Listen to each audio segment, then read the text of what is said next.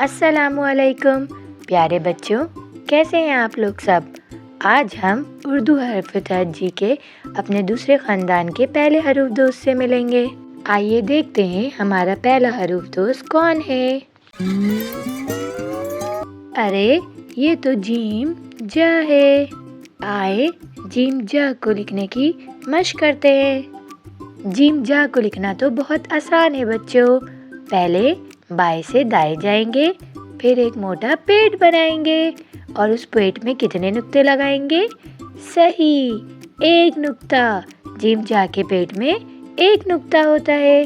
Gym जा। चलें फिर जीम से शुरू होने वाले अल्फाज की हम कहानी सुनते हैं।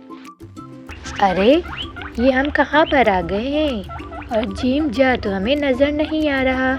अरे जीम जा भी आ गया।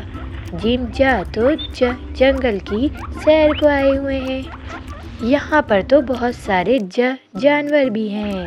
बच्चों, क्या आपको जानवरों की आवाज़ आ रही है?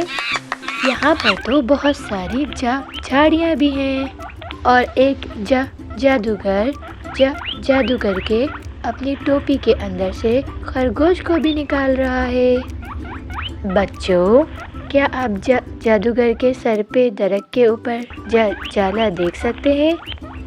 वेरी गुड, आप लोग सब बच्चे तो बहुत ही तेज़ हैं। अब मुझे जल्दी से बताइए, क्या आपको जीम से शुरू होने वाला कोई और लफ्ज़ नज़र आ रहा है?